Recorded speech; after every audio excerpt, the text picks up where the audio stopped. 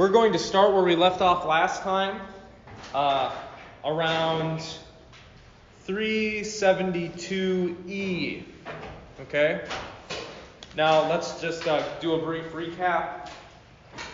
So we're on to book 2 now, where Glaucon and Adeimantus have joined the conversation, and they're engaging in a certain thought experiment, the constructing of an ideal city in order to figure out where justice is in the city, and then after we've done that, Socrates thinks we might be able to locate where justice is in the individual. So Glaucon has just kind of interrupted Socrates and said, hey, look, Socrates, this city that you've constructed so far with the bare necessities, this isn't a cool city. Okay, come on, this isn't how cities work in real life. He charges him by saying, it seems you make your people feast without any relishes. And Socrates is going to respond to that, 372E. All right, I understand. It isn't merely the origins of the city that we are considering, it seems, but those of the city that is luxurious too. And that may not be a bad idea. For by examining such a city, we might perhaps see how justice and injustice grow up in cities. Yet the true city, in my view, is the one that we have described, the healthy one, as it were. Remember, this phrase that you're seeing in the book that means do better than others, that comes from the Greek word pleonexia, which means to want or have more than you need. Okay? So when Socrates is saying that the true city is the healthy one, he's saying that the ideal one is one in which people have what they need, and they have camaraderie with other people, they live in a community, but they don't have all these luxuries. Okay? People don't need these luxuries.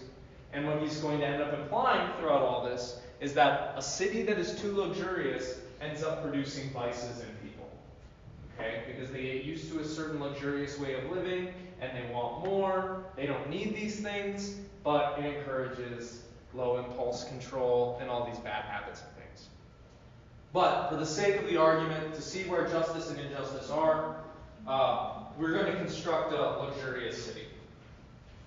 But if you also want to look at a feverish city, so be it. There is nothing to stop us. You see, the things I mentioned earlier in the way of life I described won't satisfy some people, it seems. But couches, tables, and other furniture will have to be added to it. And relishes, of course, and incense, perfumes, prostitutes, pastries, and the multifariousness of each of them. In particular, we cannot just provide them, the people, with the necessities we mentioned at first, such as houses, clothes, and shoes. No, instead we will have to get painting and embroidery going, and procure gold and ivory, and all sorts of everything of that sort. Could I have somebody be Glaucon for me? Any volunteers today? You only have to suffer through one more class of our classes, and then you get spring break. Okay, great. Isn't that so? Yes. Then we will have to enlarge our city again. The healthy one is no longer adequate. On the contrary, we must now increase it in size and population and fill it with a multitude of things that go beyond what is necessary for a city. Hunters, for example, and all those imitators.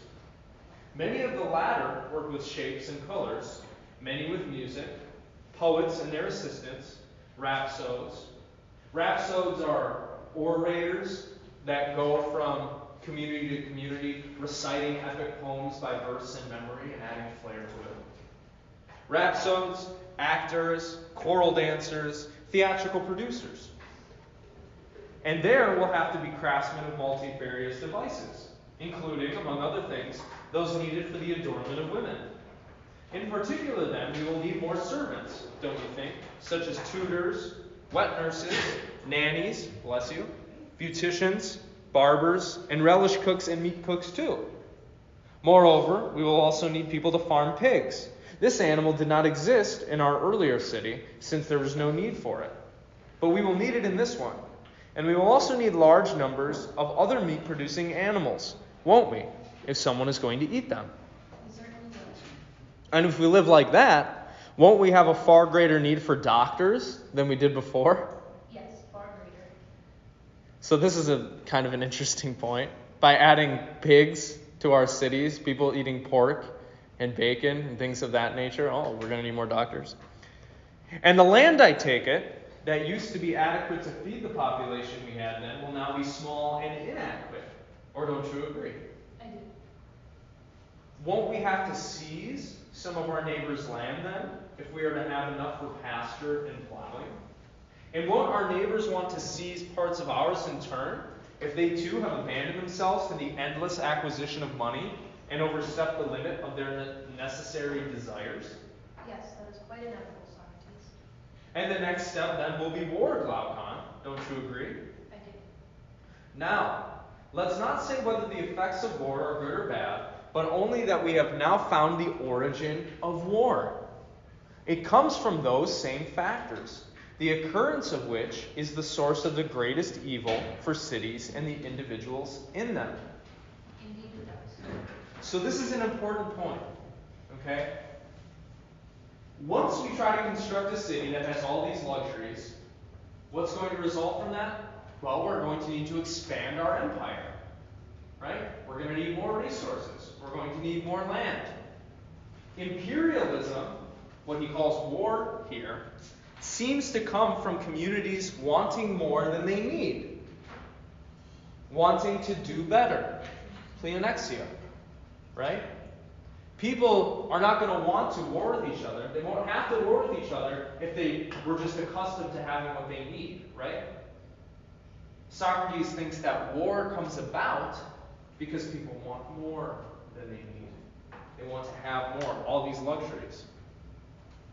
Socrates, I also think, is implying here that this luxurious life is not the kind of life that is wise and moderate, but it ends up producing all of these needs for more land, for conflict, for more resources. So do you agree with that? If people were content with what they had, and they had what they needed, would there be any reason for them to need to go to war? What do you think?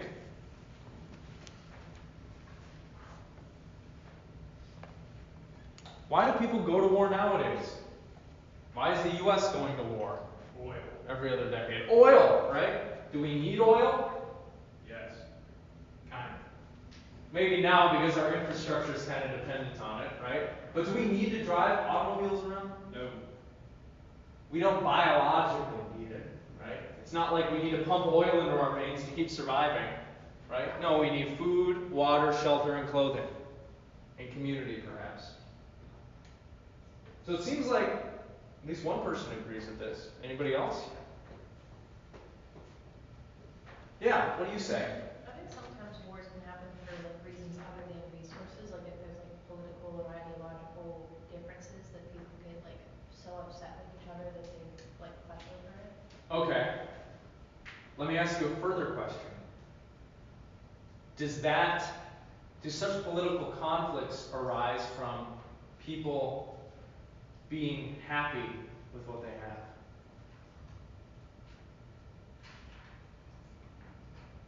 Or is it because they lack something they feel like they need that they're driven into conflict with others? What do you think?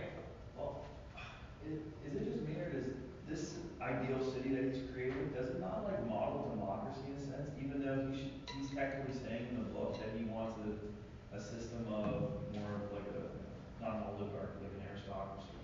Not yet. So we haven't gotten to social political theory yet. But We're just talking about what would be necessary for a city with these luxuries to operate. But we haven't talked about the power structure at all. But that could be a reason you go to war. If you're not happy with the structure of your government. Yeah, that could be a reason. Socrates isn't going to think that's going to be a problem because in his ideal city, everybody is going to occupy their class happily. In fact, they're going to be fed a particularly censored education associated with their class to be happy and content with the class that they're in. They're going to be told that they were created with a certain character, a certain constitution befitting of their socioeconomic class.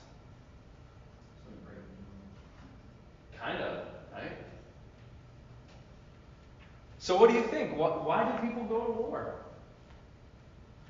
Isn't it because they feel like they lack something they need?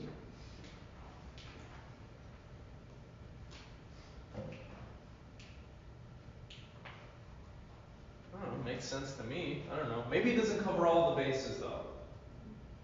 Let's keep going. Let's see. The city must be further enlarged then, my dear Glaucon, and not just a little, but by the size of a whole army. It will do battle with the invaders in defense of the city's wealth, and of all the other things we just described. Why so? Aren't the inhabitants themselves adequate for that purpose? No, not at any rate if the agreement that you and the rest of us made when we were founding the city was a good one. I think we agreed, if you remember, that it is impossible for a single person to practice many crafts well. True, you did say that. Well then, don't you think that warfare is a craft? It is indeed. So, should we be more concerned about the craft of shoemaking than the craft of warfare? Not at all. Well now, we prevented a shoemaker from trying to be a farmer, weaver, or builder at the same time, instead of just a shoemaker, in order to ensure that the shoemaker's job was done well. Similarly, we also assigned just the one job for which he had a natural aptitude to each of the other people, and said that he was to work at it his whole life, free from having to do any of the other jobs, so as to not miss the opportune moments for performing it well. Or is fighting a war so easy that a farmer, a shoemaker, or any other artisan can be a soldier at the same time? Even though no one can become so much as a good checkers player or dice player if he considers it only as a sideline and does not practice it from childhood. Can someone just pick up a shield or any other weapon or instrument of war and immediately become a competent fighter in an infantry battle or whatever other sort of battle it may be, even though no other tool makes someone who picks it up a craftsman or an athlete? Or is it even of any service to him unless he has acquired knowledge of it and has had sufficient practice? If tools could do that, it would be valuable indeed. Then to the degree that the guardian's job is of greatest importance, it requires the most freedom from other things, as well as the greatest craft and practice. I should think so. So, remember before we said in our ideal city, everybody's going to be doing one job. What does that imply? The good farmer is not going to be trained in the art of combat. Okay? So, in order to defend our city from invaders, and in order to acquire the resources we need to keep our luxuries being produced, we need to have an army. Okay? Therefore, we need to have a group of people set aside who practice and train in the knowledge of combat, in the knowledge of warfare.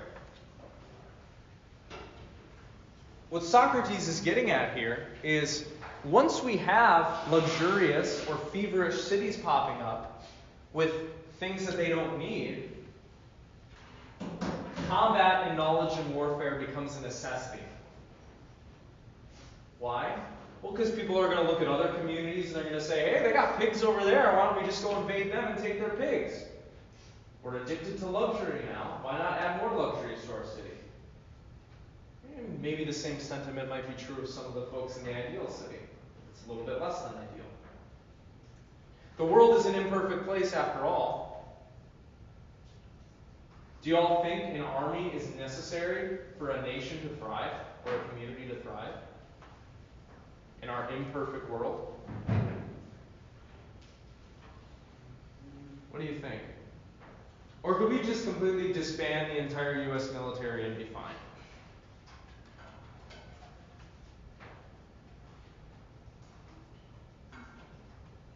Yeah? I think, like, internally, maybe, but, like, since there are, like, other powers that potentially would want to attack us, that it wouldn't be beneficial to disband the military because of, like, others.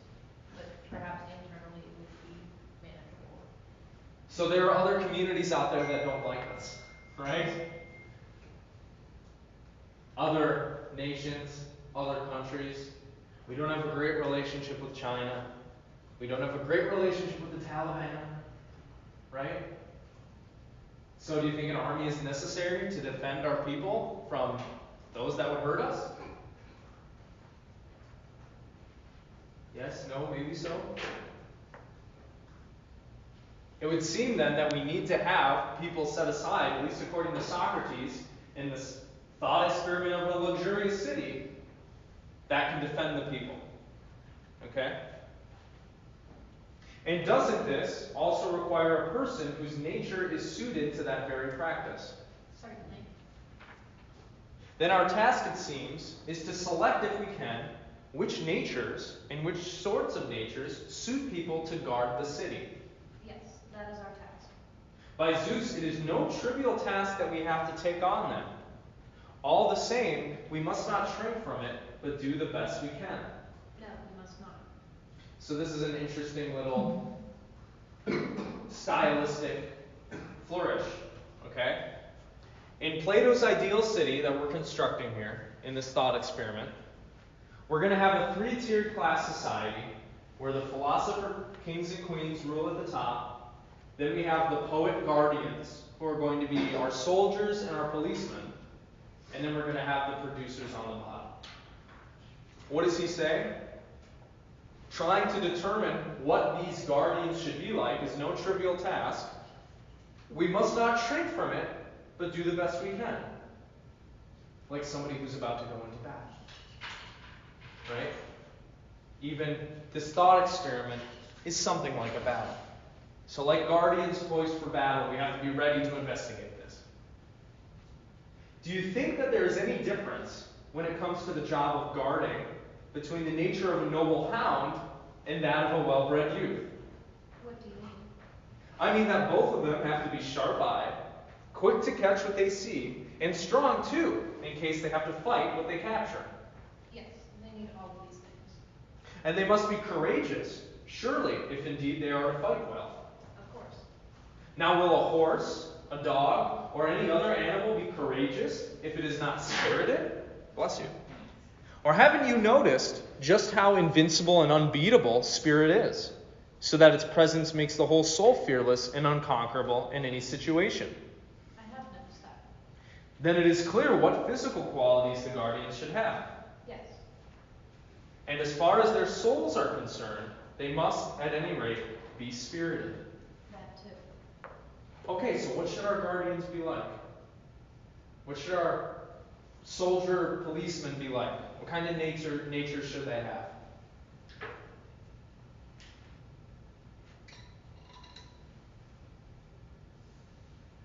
Yeah. They have to be courageous, right? We can't have an army that's going to shrink from battle, otherwise we're just going to get run over, right? And we're never going to be able to invade anybody or acquire any of the resources. So they have to be courageous in spirit, right? Not fearful of death, willing to die. And what animal does Socrates compare our soldiers to? Dog. A dog. Why a dog? Why do you think a dog? Maybe because they have to have obedience as well. Ah, yes, exactly. What are dogs good at? Listening to their owners that train them. Right? A good army is going to listen to their generals and is going to listen to the rulers of the city as to where they're supposed to go, who they're supposed to fight, who they're supposed to detain and arrest, all of this stuff. Okay? The policemen and the soldiers need to be able to follow orders without question, like a dog. Okay? You can tell the dog, if you train it well, to jump off a bridge, it's going to jump off the bridge, right? Not even going to be afraid. So it's very telling that Socrates is saying the guardians need to have a nature like that of a dog. Okay? They should be fast, like dogs are. Strong, like dogs are. You ever look at like a big muscular mastiff or something? That thing will fucking crush you. Okay? Fast, strong, quick-eyed, and able to take orders. That's what's going to make a good guardian. Okay? Because remember, the guardians are not going to be calling the shots. Maybe when it comes to military strategy, they'll have some say. It's going to be the philosopher kings that are calling the shots. Okay? So they have to be able to take what the philosopher kings give them and just do it without question. And then, of course, he says that they have to be courageous, which we also mentioned before. Here what we see, by mentioning courage, by mentioning one of these moral virtues, is in Plato's philosophy at least a prioritization of spirit, of knowledge, of morality over physicality and desire, flesh, base comforts, these types of things. Okay? So the mentioning of courage is notable not only for discussing the kinds of natures that guardians are supposed to have, but also we're getting a little glimpse into Plato's philosophy. Okay? Having the proper spirit, the proper soul, the proper mind is more important than having the best body. When it comes to the guardians, of course, they have to have good bodies, right? They have to be strong and fast. But again, they're not going to be doing the thinky think stuff and the ruling stuff, okay? So that constitution of being a hunk fits them. Alright. But with natures like that, Glaucon, how will they avoid behaving like savages to one another and to the other citizens? Why, Zeus, it won't be easy for them. But surely they must be gentle to their own people and harsh to their enemies. Otherwise, they will not wait around for others to destroy them, but will do it themselves first. That's true. What are we to do then? Where are we to find a character that is both gentle and high-spirited at the same time? For of course a gentle nature is the opposite of the spirited kind. Apparently. But surely if someone lacks either of these qualities, he cannot be a good guardian. Yet the combination of them seems to be impossible. And so it follows then that a good guardian is impossible. I'm afraid so. I could not see a way out. But on re-examining what had gone before, I said, "We deserve to be stuck, my dear Glaucon, for we have lost track of the analogy we put forward. How do you mean? We have overlooked the fact that there are natures of the sort we thought impossible, ones that include these opposite qualities of both courage and gentleness. Where?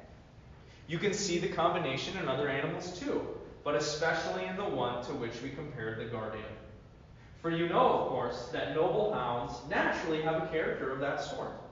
They are as gentle as can be to those they are familiar with and know, but the opposite to those they do not know. Yes, I do know that.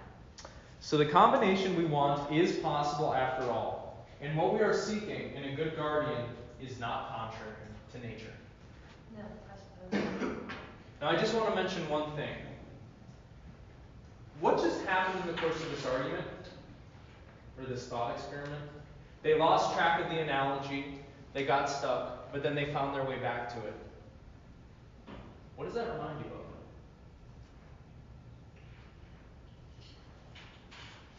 Maybe a dog out following a scent? Whoa, isn't that cool? Literary technique though. Whoa, awesome. Now, don't you think that our future guardian, besides being spirited, must also be by nature philosophical? How do you mean? I don't understand. By this, he's going to say they need to be curious. It is too something you see in dogs, and it should make us wonder at the merit of the beast. In what way? In that, when a dog sees someone it does not know, it gets angry even before anything bad happens to it. But when it knows someone, it welcomes him, even if it has never received anything good from him. Have you never wondered at that? I've never paid it any mind until now, but it is clear that a dog does do that sort of thing. Well, that seems to be a naturally refined quality, this curiousness, this desire to understand what's going on around you, and one that is truly philosophical. In what way? In that it judges anything it sees to be either a friend or an enemy on no other basis than that it knows the one and does not know the other. And how could it be anything besides a lover of learning, if it defines what is its own and what is alien to it in terms of knowledge and ignorance? It surely could not be anything but. But surely the love of learning and philosophy are the same, aren't they? Yes, they are the same. Then, can't we confidently assume that the same holds for a human being too? That if he's going to be gentle to his own and those he knows, he must be by nature a lover of learning and a philosopher? We can. Philosophy then, and spirit, speed, and strength as well, must all be combined in the nature of anyone who's going to be a really fine and good guardian of our city. Absolutely. Then that is what he would have to be like at the outset. But how are we to bring these people up and educate them? Will inquiring into that topic bring us any closer to the goal of our inquiry, which is to discover the origins of justice and injustice in a city? We want our account to be adequate, but we do not want it to be any longer than necessary. Would you like to take over the next one? And Glaucon's brother replied, I, for one, certainly expect that this inquiry will help us. By Zeus, in that case, my dear Adeimantus, we must not abandon it, even if it turns out to be a somewhat lengthy affair. No, we must not. Come on, then, and like people in a fable telling stories at their leisure, let's, in our discussion, educate these men. Yes, let's. What, then, will their education be? Or is it difficult to find a better one than the one that has been discovered over a long period of time? Physical training for bodies and musical training for the soul. Yes, it is. So I'd like to just explain a little bit what he means by musical training here, because it's not obvious to our modern ears. Okay? You understand what physical training is, right? Conditioning, cardio, lifting, getting yourself strong, right? Training in combat. What he has in mind with physical training is literally like gymnastics. His concept of gymnastics is wider than ours. He doesn't just mean getting up on the hoops or on the horse thing, whatever you call it. But things like exercise and dance, training in warfare, obviously. But musical training is a little bit more ambiguous. What he means by that is the guardians should be trained in literature and playing instruments and listening to music and musical analysis. So poetry, stories, and music proper. The guardians should be able to recite, perhaps, great poems, know what these poems say, the value to their lives. They should be literary scholars and musical scholars as well. Okay? And this is important because, again, we want our guardians to be courageous. So what Socrates is going to go on to say is that we have to give them a particular literary and musical education. Later, he's going to say they should only be allowed to hear some stories and some pieces of music that are fitted to their constitution and their job. Now, won't we start musical training before physical training? Of course. And you include stories under musical training, don't you? I do. But aren't there two kinds of stories? One true and the other false? Yes. And education must make use of both, but first of the false ones? I do not understand what you mean. Don't you understand that we first begin by telling stories to children? And surely they are false on the whole, though they have some truth in them. And we use stories on children before physical training. That's true. That, then, is what I meant by saying that musical training should be taken up before physical training. And you were right. So what does he mean? Do we tell false stories to children? We do. What are they? Santa Claus. What's the value of telling that story to children?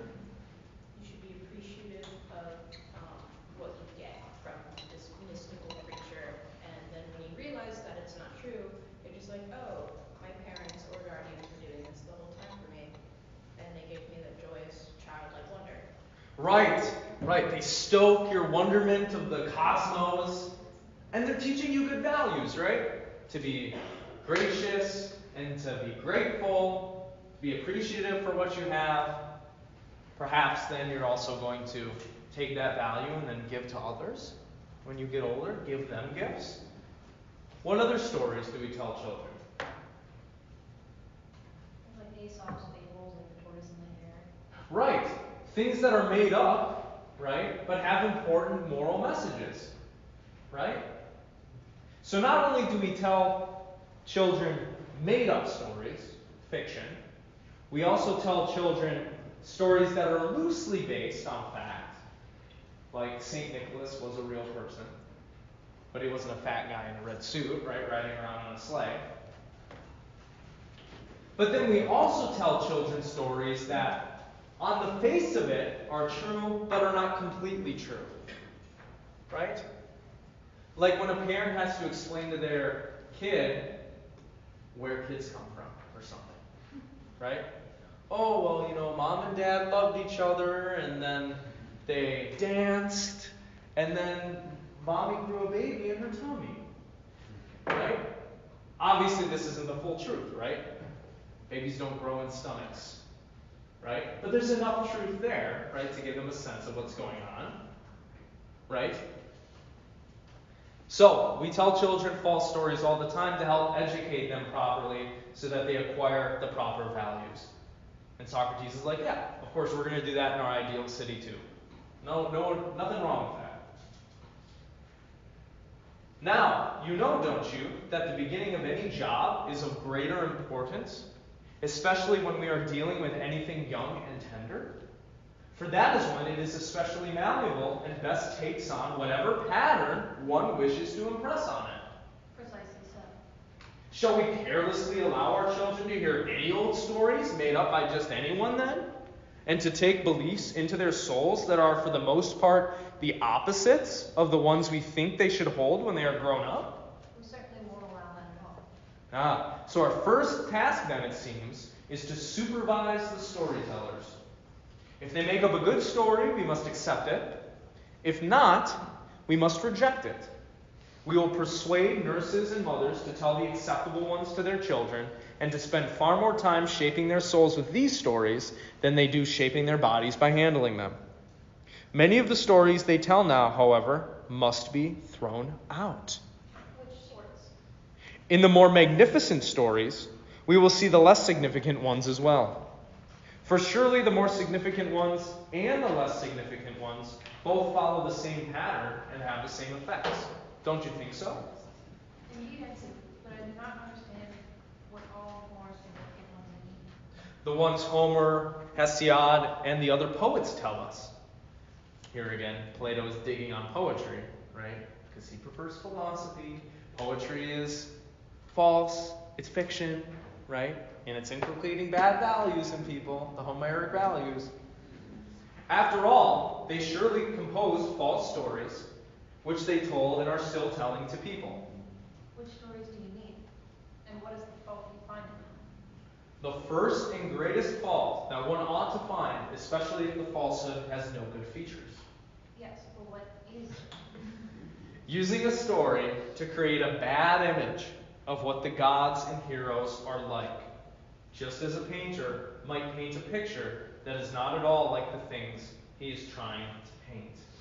Yes, you are right to find fault with that. But what cases in particular, what sorts of cases do you mean? Before I go into particulars, this point is important, okay? One recurring theme you're going to keep seeing show up in the Republic is the importance of education. Okay? If people receive a bad education, they're going to develop vices.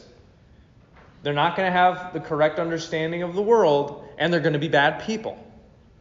Okay? So they need to receive a proper education.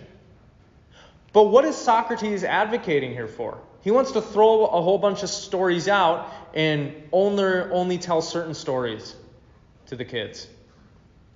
What do we call this in society? Censorship. That's right. One thing that you're going to see pop up throughout the next 30 pages is the education of people in the ideal society should be heavily censored. The kids should not be told bad stories that are going to inculcate them into false beliefs and vices. They should only be told good stories. As we'll see, the guardians, when they get older, should only be told certain stories that make them more courageous, that paint the heroes and gods in a good light. In particular, he says that the worst thing that these stories do, the bad ones, is that they create a bad image of what the gods and heroes are like. Kids look up to people, don't they? Kids have role models. Kids look at adults and they look at figures from history and literature and they think, oh, I want to be like that person, right? Children are very impressionable. So Socrates is adamant on the fact that we have to make sure that the only role models the children can see are good ones. That is why they're not allowed to listen or read stories that paint the gods or heroes in a bad way. Do you think that type of literature would be banned or ruled? I think they would never be allowed to expand if they wanted to, thus expand on their knowledge. Yeah. Permanently banned for the rest of their life. Certain stories permanently banned. It also just like kind of begs the question of just like, are these people born into these classes like without a choice against their own will? Pretty much. Yeah. Would like, what if one of these, like what if one of the merchants of like the lowest class wanted to be a philosopher king? Could they work themselves up, or are they bound by their own class rank? Most people are bound because most people don't have what it takes.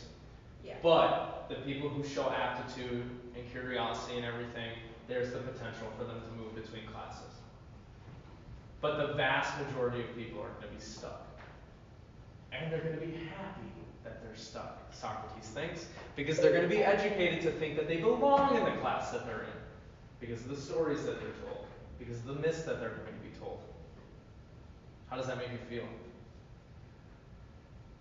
It's confusing because inherently people want to expand. It's a human instinct and human nature to want to grow and occupy as many things as a lot of people want to do.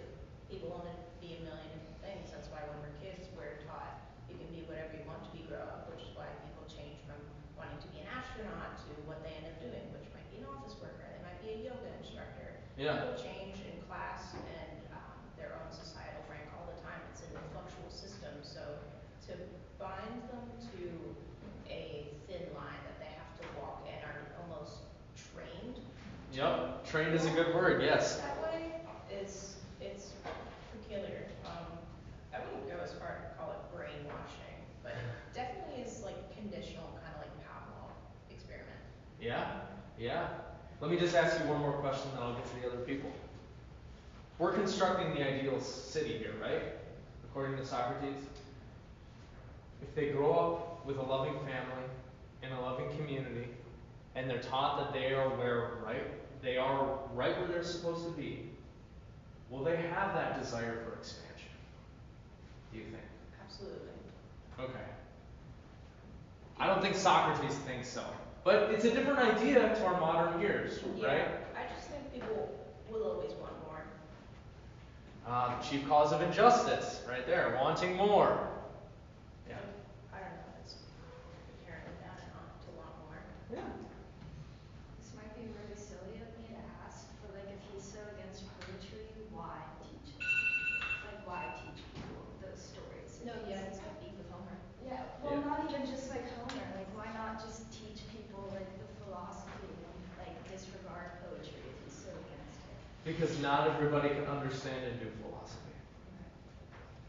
The smart people can understand and do philosophy, okay? So the dumb people need to be told the poems and the stories that are going to stick with them, even if they don't understand them very well. The images and the symbols behind them are going to get into them psychologically and get them to think and behave in the proper ways.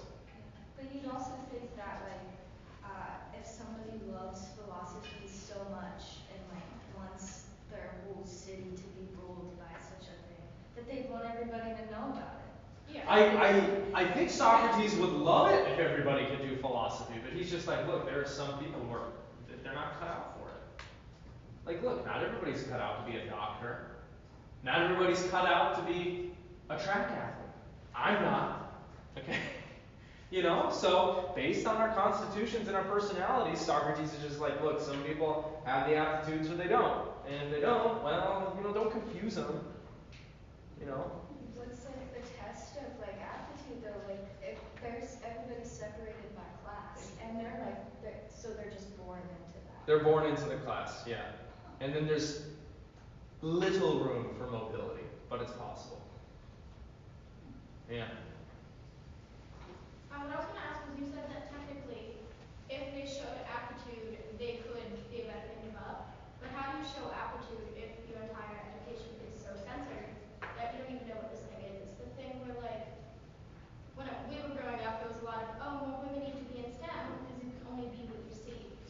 Yeah. shown it.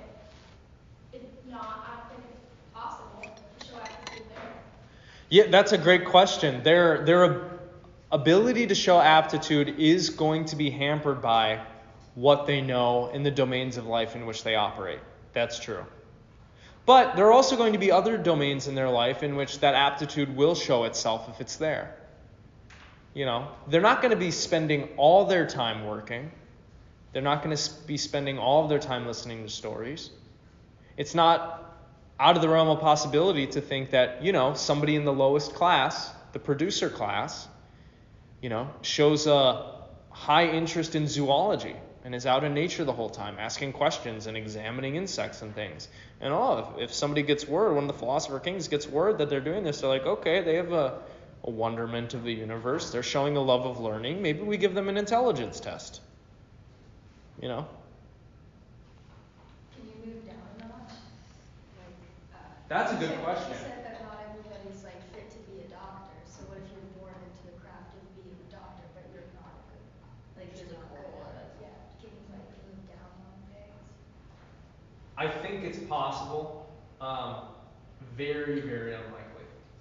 Both of these situations, both upward and downwards mobility is not going to be likely, and it's not going to be widespread. Because again, people are going to be conditioned and educated into believing and accepting the class that they're born into. Yeah.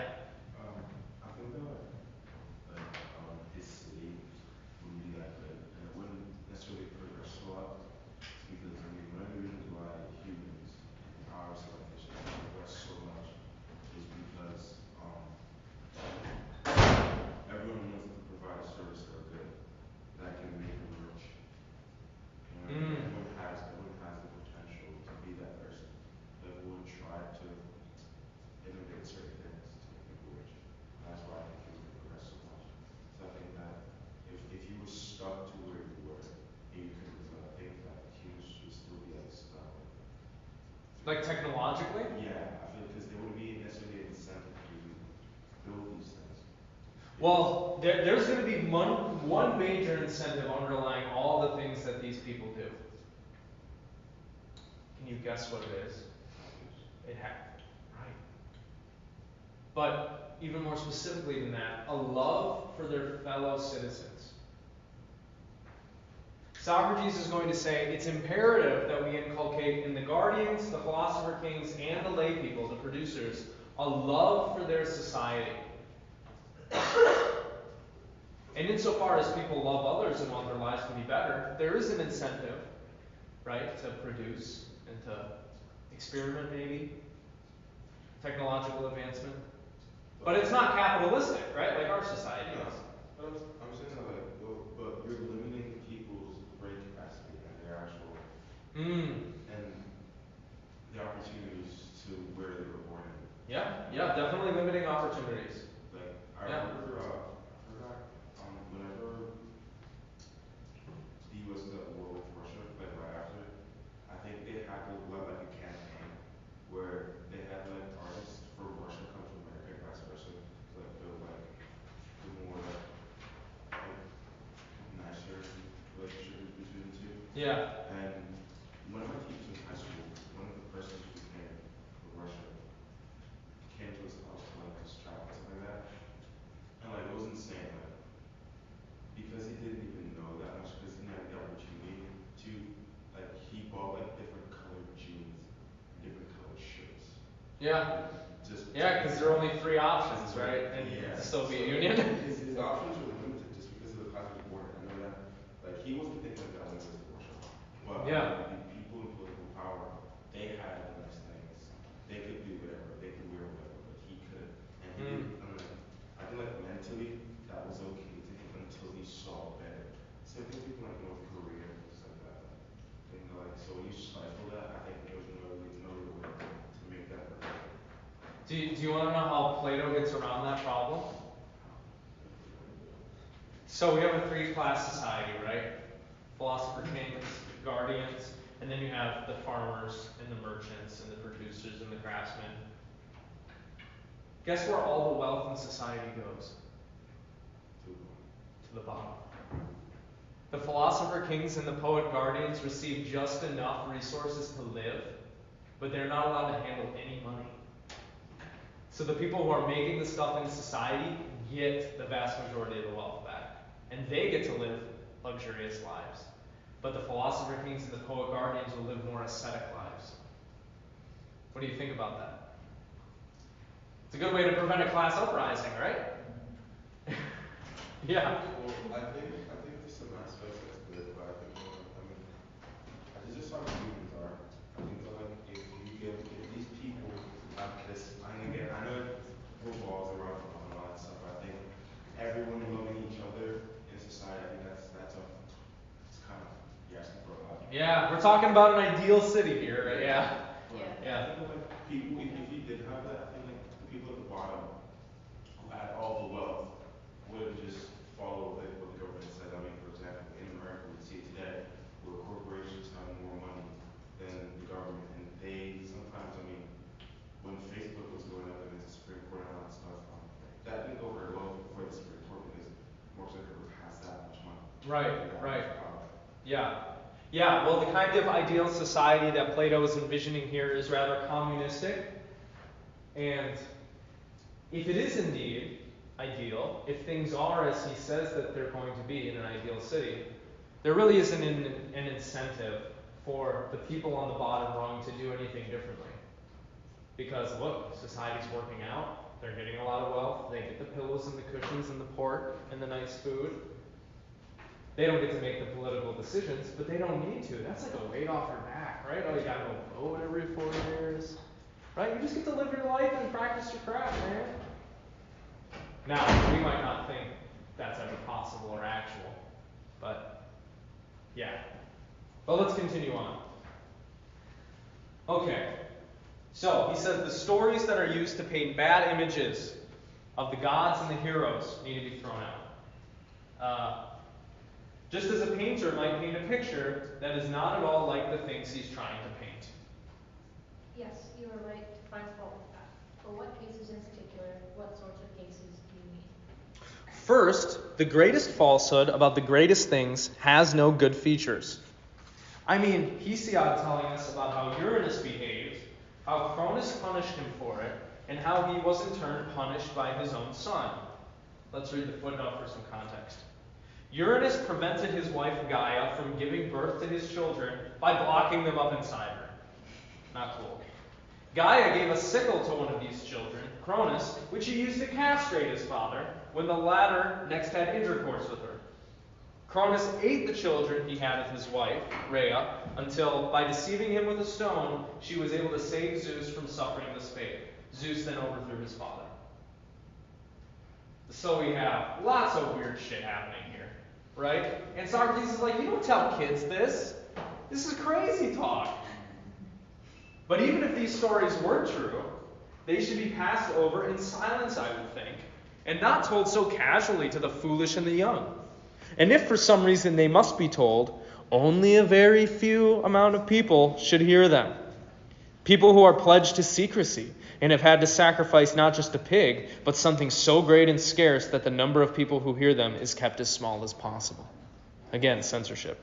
Yes, those stories are certainly troubling. And they should not be told in our city, Adamentus. No young person should hear it said that if he were to commit the worst crimes, he would be doing nothing amazing, or that if he were to inflict every sort of punishment on an unjust father, he would only be doing the same as the first and greatest of the gods. No, by Zeus, I do not think myself that these stories are fit to be told. Indeed, we must not allow any stories about gods warring, fighting, or plotting against one another if we want the guardians of our city to think that it is shameful to be easily provoked into mutual hatred. After all, these stories are not true either. Still less should battles between gods and giants, or the many other multifarious hostilities of gods and heroes towards their families and friends, occur in the stories the guardians hear, or in the embroidered pictures they see. On the contrary, if we are somehow going to persuade our people that no citizen has ever hated another, and that it is impious to do so, then those are the things their male and female elders should tell them from childhood on. And the poets they listen to, as they grow older, should be compelled to tell them the same sort of thing. Stories about Hera being chained by her son, on the other hand, or about Hephaestus being hurled from the heavens by his father when he tried to save his mother from a beating, or about the battle with the gods in Homer, should not be admitted into our city, either as allegories or non-allegories. For the young cannot distinguish what is allegorical from what is not. And the beliefs they absorb at that age are difficult to erase and tend to become unalterable. For these reasons, then, we should probably take the utmost care to ensure that the first stories they hear about virtue are the best ones for them to hear. Yes, that makes sense. But if at this point too, someone were once again to ask us what stories these are, how should we reply? You and I are not poets at present, Adamentus, but we are founding a city, and it is appropriate for the founders to know the patterns on which the poets must base their stories, and from which they must not deviate. But they should not themselves make up any poems. That's right. But what precisely are the patterns that stories about the gods must follow? Something like this. Whether in epic, lyric, or tragedy, the god must always be represented as he is. Yes, he must. Now, gods, of course, are really good, aren't they? And must be described as such. Certainly. And surely nothing good is harmful, is it? I suppose not. Well, can what is not harmful do any harm? No, no, And can what does no harm do anything bad? no, it can't do that either. But what does nothing bad cannot be the cause of anything bad, could it? No, it could not. What about what is good? Is it beneficial? Yes, So, it is the cause of doing well? yes. What is good is not the cause of all things, then. Instead, it is the cause of things that are good, while of bad ones it is not the cause. Exactly. So, since the gods are good, they are not, as the masses claim, the cause of everything. Instead, they are a cause of only a few things that happen to human beings, while of most they are not the cause. For good things are fewer than bad ones in our lives. Of the good things, they alone are the cause, but we must find some other cause for the bad ones, not the gods. That's absolutely true, my dear. Okay, so I just want to stop here and note one thing. Socrates is saying, look, we always have to portray the gods as good. Remember, the guardians and the people of the ideal city, they're going to look up to the gods as examples. They're going to look up to the heroes as examples. So we can't give them stories that portray these people in a bad light. And so he concludes, after this kind of little argument, that the gods are the causes of the things that are good, while the bad things that happen in human life are not caused by the gods. This is kind of a rosy way to look at it, isn't it? Right? Because once somebody gets it in their head that God is the cause of all their misery, well, they're going to hate God forever. Right? So we got to start from the get-go, telling people, no, the gods didn't cause your sheep to die. You were a dumbass, and you let the sheep get into some bad meat or something, whatever. Okay.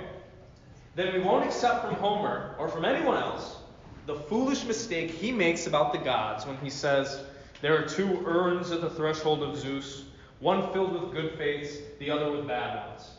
And the person to whom Zeus gives a mixture of these sometimes meets with a bad fate, sometimes with a good one. But the one who receives his fate entirely from the second urn, evil famine drives over the divine earth. Nor will we tolerate the saying that Zeus is the dispenser of both good and bad to mortals. As for the breaking of the oaths and the truce by Pandarus, if anyone tells us that it was brought about by Athena and Zeus, or that Themis and Zeus were responsible for strife and contention among the gods, we won't praise him. Nor will we allow the young to hear the words of Aeschylus. A god makes mortals guilty when he wants to destroy a house utterly. And if anyone composes a poem, such as the one those lines are from, about the sufferings of Niobe, or about the house of Pelops, or the tale of Troy, or anything else of that sort, he should be required to say these things are not the works of a god. Or if they are the works of a god, then the poet must look for roughly the sort of account of them we are now seeking. He must say that the actions of the gods are good and just, and that the people they punish are benefited by them. Where did you hear that before? Think contemporary, really popular religion. Christianity. God works for the good of those who love him, who have been called according to his purpose. Yes? We won't allow him to say that those who are punished are made wretched. And that it was a God who made them so. But we will allow him to say that bad people are wretched because they are in need of punishment. And that in paying the penalty, they are benefited by the God. But as for saying that a God, who is himself good, is the cause of all evils, we will fight that in every way. We won't allow anyone to say it in his own city if it is to be well governed, or anyone to hear it either, whether young or old, whether with meter or without meter. For these stories are impious, disadvantageous to us, and not in concord with one another. I like your law, and I will vote with you for it. This, then, will be one of the laws or patterns relating to gods that speakers and poets will have to follow. That gods are not the cause of all things, but only of good ones. In an entirely satisfactory one it is. Now, what about this second law? Do you think that gods are sorcerers who deliberately take different forms at different times? Sometimes by changing on their own and altering their own form into a large number of shapes. Sometimes by deceiving us into thinking they have done so. Or are they simple beings, and least of all likely to abandon their own form? I can't say offhand. Well, if something abandons its own form, mustn't it either cause the change itself, or be changed by something else? It must. Now, the best things are least liable to alteration or change, aren't they? For example, a body is altered by food, drink, and labors, and all plants by sun, winds, and other similar affections. But the healthiest and strongest is least altered. Isn't that so? Of course. And wouldn't a soul that is most courageous and most knowledgeable be least disturbed or altered by any outside influence? Yes. And the same account surely also applies even to manufactured items, such as implements, houses, and clothes. Those that are good and well made are least altered by time or any other influences. That's right. So whatever is in good condition, whether due to nature or craft or both, is least subject to change by something else. It seems so. But gods, of course, as well as the things belonging to them, are best in every way. They certainly are. So on this view, gods would be least likely to have many forms. Least likely indeed. Then would they change or alter themselves? Clearly so, if indeed they are altered at all. Do they change themselves into something better and more beautiful? Or into something worse and uglier than themselves? It would have to be into something worse, if indeed they are altered at all. For surely they won't say that gods are deficient in either beauty or virtue. You are absolutely right. And do you think, Adamentus, that anyone, whether God or human, would deliberately make himself worse in any way? No, that is impossible. It is also impossible, then, for a God to want to alter himself. On the contrary, since each God is, it seems, as beautiful and as good as possible, he must always unqualifiedly retain his own form. In my view, at least, that is absolutely necessary. So we see another interesting parallel between this argument that Socrates is putting forth and Christianity, right? Even though that the Bible says that Jesus Christ is God and was incarnated in time and space on earth, God's will remains unchanged, right? This is something that Christianity teaches. So it seems like this idea has been around for a little while, which is interesting. None of our poets, then, my very good man, is to say that the gods, like strangers from foreign lands, assume many disguises when they visit our cities. Nor must they tell lies about Proteus and Thetis, or represent Hera in their tragedies or other poems, disguised as a priestess collecting alms for the life-giving sons of the Argive river Inachus. Or tell us any of the many other such lies. Nor should mothers, influenced by these stories which terrify children, tell bad tales about gods who go wandering around at night in the guises of many strange and multifarious beings, lest they blaspheme the gods and, at the same time, make their children too cowardly. Indeed, they should not. This is another point I want to make about the gods remaining unchanged. This is related to Plato's metaphysical philosophy. Okay? Remember, Plato privileges knowledge and philosophy, truth.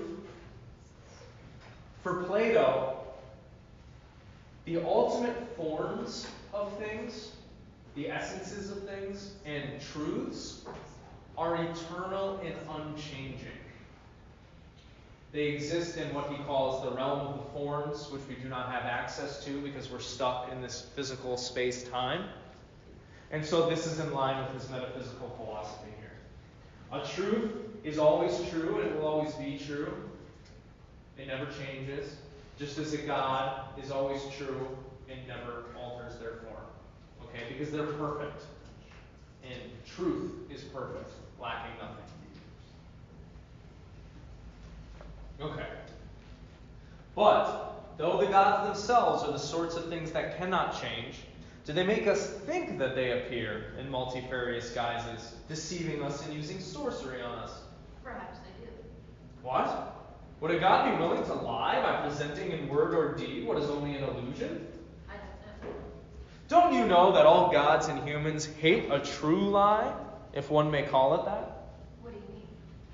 I mean that no one intentionally wants to lie about the most important things to what is most important in himself. On the contrary, he fears to hold a lie there more than anything. I still don't understand this. That is because you think I'm saying something deep. I simply mean that to lie and to have lied to the soul about the things that are, and to be ignorant, and to have and hold a lie there, is what everyone would least of all accept. Indeed, they especially hate it there. They certainly do.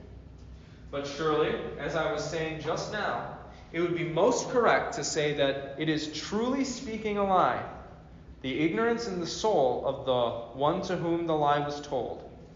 For a lie in words is a sort of imitation of this affection in the soul, an image of it that comes into being after it, and not an altogether pure lie.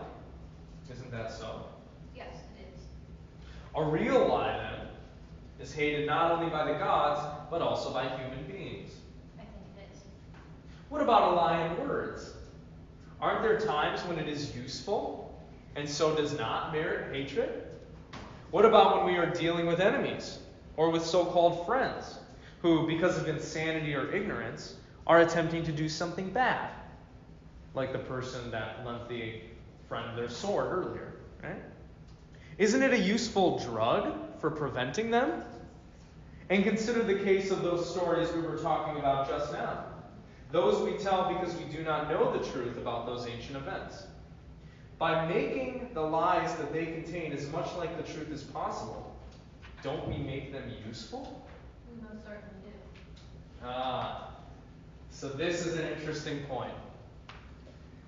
Socrates here is distinguishing between a true lie and a fake lie. Related to what he's got going on in this construction of the ideal city is what's often called in social political theory the noble lie. Sometimes it is necessary and good for rulers to lie to their subjects in order to keep them happy and safe and fruitful and productive. What do you think about that? Should truth always reign, or is it sometimes good and necessary to tell a lie? Well, I just know from talking about allegory and cake before that sometimes if you try to give, if you're the philosopher king and you try to give the full truth to somebody, they might not accept it because they don't know that that's the full truth. So if you try to give somebody the truth and they don't believe it, then they actually might like attack you and become unhappy with it. Right. then sometimes people can't understand the full truth, can they? Would you all agree to that? So is it good and necessary to lie to people sometimes? Or is lying always immoral, like Kant thinks? What do you think? If your girlfriend comes up to you and says, "Do I look fat in this dress?" Are you going to say, "Yeah, you look like a whale"? Oh. Or are you going to say, "Oh, that's not my favorite dress on you. Why don't you try the blue one?" What do you think? What would you say in a situation like that? Would you tell a little white lie to spare their feelings? Is that good? I think lying for the sake of self-preservation. That's okay. Yeah. Okay. Like, "Hey, I'm gonna kill you if you have any Reese's peanut butter cups in your room. You got any?" And you're like, "No, I don't." We have a bag, in the corner. Or like for the consideration of others, like, do I look fat in this dress? No, of course not. Even if it is a lie. Yeah? I think it's still lying for like self-preservation that is bad. It's only like when you're lying for the sake of like somebody else, like you don't want to hurt somebody else. That's why I don't like lying. That's okay? But like lying for self-preservation, I can see how that is like selfish. Or maybe if you want to be high-minded about it, a little dishonorable or something. Whatever. Do you think it's just and right that the government lies to us? No. Do you think it's necessary? Yes. No. Who says yes? Who says no? No. No? Yes? Yes? Maybe? Yeah. I also think there's like a distinction between like lying and then just not telling the full truth. So Oh, okay. So, for example, if you have a philosopher king who knows the entire truth, or like, say our government, they know things that we don't necessarily know. It's not necessarily lying if they don't tell us everything. But if they were to, if we were to like ask, or if someone from the bottom were to ask a question and then we were to purposely lie, I think that's different. So maybe it's justifiable to withhold information sometimes, but like if we were like, "Hey, we got to issue a freedom of information request here," like the government should be honest. Yeah, because then it's actually lying if you're dishonest then. Okay. If you're just withholding information that people might not know about in the first place, then I don't think that's necessarily lying. Okay. I think it also depends on like what the lying is for. Like if you're lying for the people to protect them, like that's different. But if you're lying to cause harm to the people, like that's when it's like a. Oh, you're right in line with Socrates here. Who does it truly benefit? Right? Aren't there times when it is useful and so does not merit hatred? What about when we're dealing with enemies or so-called friends who, because of insanity or ignorance, are attempting to do something bad? Isn't lying a useful drug for preventing them from doing something bad? So the gist is basically like, look, if you're doing it for the right reasons or if you have the right intention, like, yeah, sometimes lying is good and necessary. Well, I would say no, especially with the government. But I mean, overall, I think that like lying to spare someone's feelings doesn't necessarily do that. Like if you're lying to spare someone's feelings, obviously you see that they need to change something for the better, or Okay. something needs to happen. So if you're gonna lie to, especially your friend, your girlfriend, you don't really care that much about them. 'Cause I think you want the best for the people and their family. And sometimes that takes on the hard truth. So it's a greater good, or perhaps not even just a greater good, but the lie is bad because you should be honest with them, and they should have that knowledge. Yeah, they should, because I feel as if you're doing them a disservice by not telling them the truth. Even though it hurts, even though it might suck, I think that if you sit down with them and be like, and it also depends on your delivery. You can be like, "You need to change this." Like, be like, "Hey, I saw that, this, that." I think it's all about the delivery. And also think the government should, you should never want the government to lie to you, because at that point they can dictate what is right or wrong, or whatever to lie about. So they can lie about practically anything. They can lie about something for the common good. Yeah. I think it's the common good for the government, at least for right now. Yeah, they're is legally, money. they are legally protected to do that. What? Politicians are like legally protected to lie. To lie. Yeah. Do we think that's kind of messed up? Socrates doesn't think it's messed up. As we'll see later, the people are going to be given this entire myth about why they belong to the class that they're a part of. The myth of metals. Socrates thinks this is noble and necessary to keep the ideal city together. But think on that. Yeah, I'll give you last word on this. I was just gonna say, like, the whole idea of lying for the common, like, to protect somebody, you don't actually know what's gonna protect somebody. Like, you could be like, I'm telling you this so you don't do it from someone else. I see this, I want you to change this. But who's to say that the person actually wants to change? Yeah?